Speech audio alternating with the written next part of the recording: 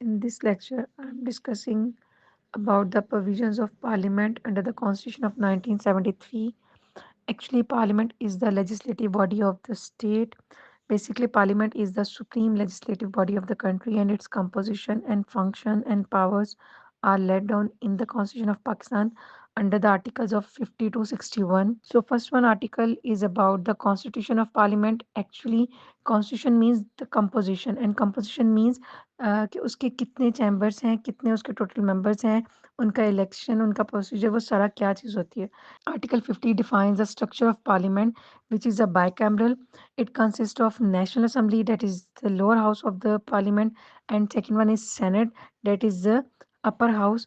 This article empowers parliament to enact laws, approve budgets, and carry out other legislative functions, and making in it central legislative authority in Pakistan. It means the parliament has the authority to make, to legislate, to carry out lawmaking functions for the betterment of the state or for the public. And say Article 51 is about the composition of assembly. The National Assembly composed of 336 members total जो currently हैं. अगर और जो number of national assembly members के हैं उनको उनके जो है सीट्स को बढ़ाना या कम करना इज़ अ टास्क और इज़ द ड्यूटी और रिस्पॉन्सिबिलिटी ऑफ पार्लियामेंट. और इसकी सीट्स में इजाफा करना है या कमी करनी है. तो नाउ नेशनल असेंबली की जो सीट्स हैं वो 336 हैं, जिसमें से 266 members are directly elected through the general elections, means constituencies across the Pakistan, जो हम कहते हैं ना एमएनएस की सीट्स उनके through.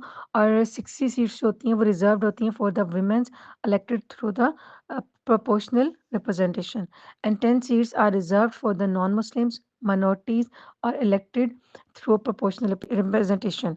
Actually, this article also outlines the method of representation, ensuring proportionality and equitable representation for the different demographic groups.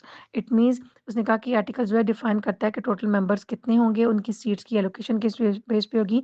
तो जो 4 provinces हैं, केपी, पंजाब, सिंध और बलूचिस्तान, उनको प्रोपोर्शन बेस्ड सीट्स एलोकेशन होती है, कॉन्स्टिट्यूंसीज डिवाइड होती हैं. जैसे पंजाब है, पंजाब की पॉपुलेशन बेस्ड प्रोपोर्शन अगर देखा जाए तो मेंबर पॉपुलेशन ज़्यादा है, तो इस बेस पे सीट्स भी पंजाब की ज़्यादा हैं. इसी तरह बलूचिस्तान और केपीके की कम है, तो बलूचिस्तान और केपीके की सीट्स कम है. सिंध की ज़्यादा है इन रिस्पॉन्स ऑफ या इंस्टेड ऑफ केपी और Balochistan. Next one is article 52 जो कि ड्यूरेशन ऑफ नेशनल असेंबली की बात करता है. Yes, the national assembly serves a term of 5 years from the date of its first meeting unless dissolved earlier by the president on the advice of prime minister. It means assembly has a 5 years tenure, जो कि अपना time period fix date जिस date से वो start होती है उससे onward 5 साल के लिए वो मुंतखब होती है, अनलेस कि उसको प्रेसिडेंट ऑन एनी रीजन और ग्राउंड उसको डिसॉल्व ना कर दे by the advice of prime minister. If the assembly is dissolve, general election must be held within 90 days.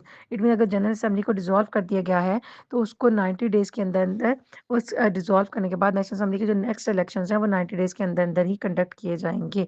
Article 53 is about the speaker and deputy speaker of national assembly. It means जो भी session, जो भी parliament की formation होती है उसके बाद उसको चेयर करने के लिए जिस नेशनल असेंबली है उसको चेयर करते हैं स्पीकर और एंड डिप्टी स्पीकर.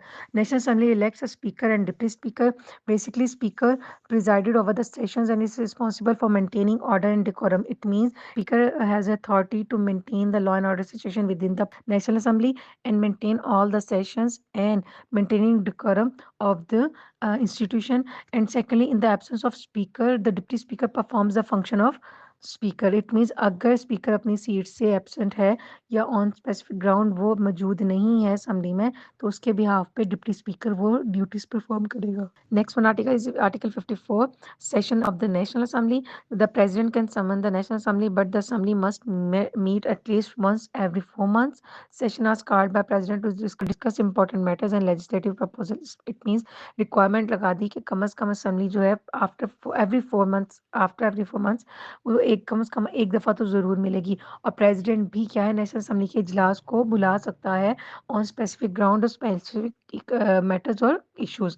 और इसके अलावा वो उसने कहा जो सेशंस जो प्रेसिडेंट बुलाता है उसको डिस्कस करने के लिए वो कोई मैटर्स हो सकते हैं या लेजिस्लेटिव प्रपोजल्स हो सकते हैं. Yes, article 55 that is related to the quorum of national assembly.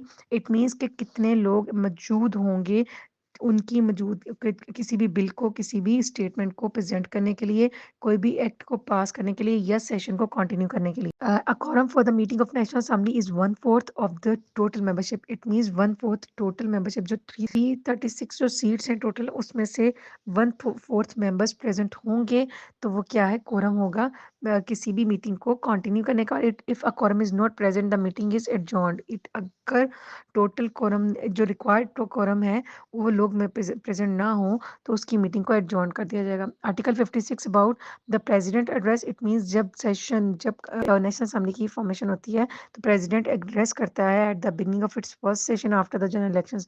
It means proper way में प्रेसिडेंट उनको वेलकम करता है, एड्रेस करता है और उस एड्रेस में बाकायदा आउटलाइन किया जाता है गवर्नमेंट की पॉलिसीज़ को, एजेंडा को और प्रायोरिटीज़ को कि हमने इस तरह से रूल मेकिंग करनी है, लेजिस्लेशन में हमारे ये पर्पसेस प्राइमरी होंगे या सेकेंडरी होंगे, हमारे प्रायोरिटीज़ क्या होंगी। Article 57 is about the oath of members of the national assembly. इतनी ज़ाहिर-सी बात है, जैसे हमने प्रीवियसली जिन भी ऑफिशियल्स की बात की तो हमने कहा कि जब वो विनिंग सिचुएशन में आ जाते हैं तो उसके बाद वो अपने ऑफिस को ज्वाइन करने से पहले ओथ टेकिंग सेरेमनी इनकी होती है।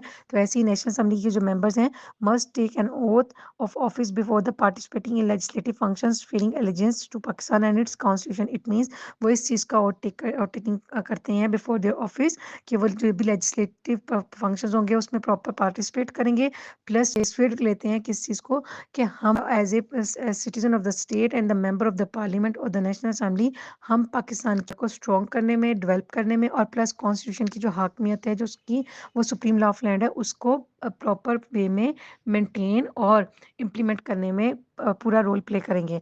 Article 58 is about the powers of president to dissolve the national assembly.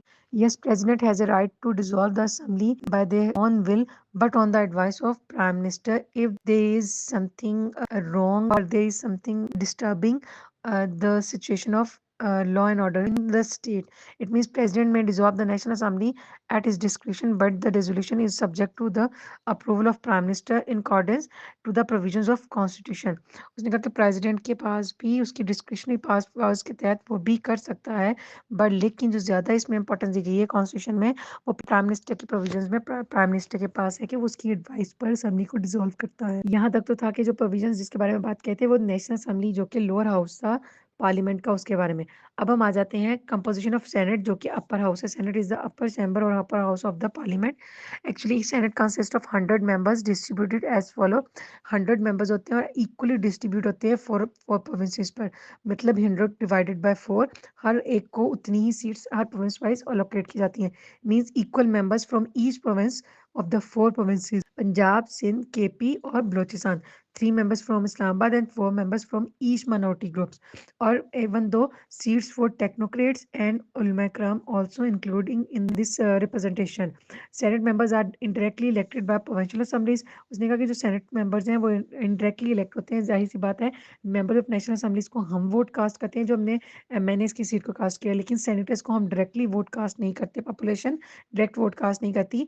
हमारे वोटेड किए गए मेंबर्स जो इलेक्टेड मेंबर्स होते हैं वो आगे प्रोविंशियल असेंबलीज के वो आगे क्या है सेनेटर्स को वोट कास्ट करते हैं और उनका टर्न्योर होता है 6 ईयर्स का। और ये इलेक्शंस 3 ईयर्स के बाद 1/2 जो है मींस 6 साल के बाद जो 1/2 मेंबर्स होते हैं वो रिटायर हो जाते हैं और अगले अगले 3 साल के बाद अगले बाकी मेंबर्स रिटायर हो जाते हैं और ये कंटिन्यूटी में रहता है। ये जो हाउस है वो कभी भी एंड नहीं होता।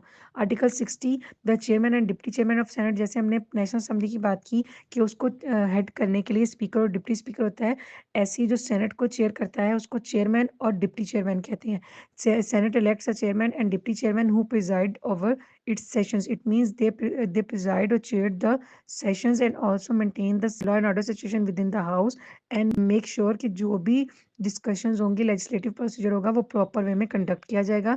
And chairman and deputy chairman ensures that debates proceed smoothly and make decisions on the parliamentary procedure.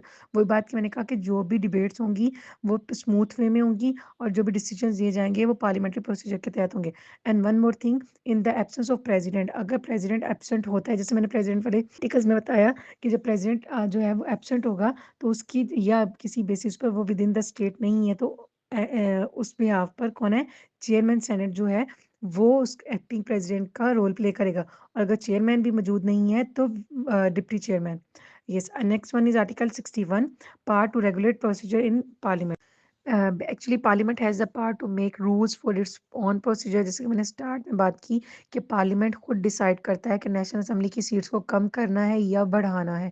जैसे पहले 342 थी, अब कम होकर 336 हैं। ऐसी सेनेट की जो 2018 के इलेक्शन थे उसमें 104 सीट्स थी, उनको कम करके 100 पे ले आया गया। अब उसके इलेक्शन में उससे भी कम हो गई, 97 हो गई। इट मीन्स सीट्स की तादाद को बढ़ाना या कम करना is a task and duty of the और function of power of the parliament. और इवन दो कि उसका प्रोसीजर, रूल मेकिंग का प्रोसीजर किस डायरेक्शन में लेगा वो भी दोनों हाउसेस का, सेनेट और नेशनल असेंबली का म्यूचुअल डिसीजन होता है। And also it includes the creation of committees, the framing of rules of for debates and regulation of the voting procedure. कि कोई भी कमेटीज बनानी है उसको किस तरह से बनाना है, किस डायरेक्शन में बनाना है। इवन दो कि कोई भी रूल्स फ्रेम करने हैं फॉर द डिबेटिंग स्ट्रक्चर, तो उसको किन डायरेक्शंस में लेके चलना है। And also regulation of the voting procedure के उस उन डिबेट्स पर, उन डिस्कशंस पर जो भी वोटिंग प्रोसीजर होगा उसको किस तरह से कंडक्ट होना है, is a task of parliament. बजाते खुद पार्लियामेंट एक अदारा है, इंस्टीट्यूशन है, वो उसकी जुरिस्डिक्शन में आता है। तो ये था जो basically article 52, 61 provisions of parliament. And these articles we already discussed the composition, functions and powers of the parliament. And parliament is the legislative body of the state, and Pakistan's parliament is in a nature of bicameralism.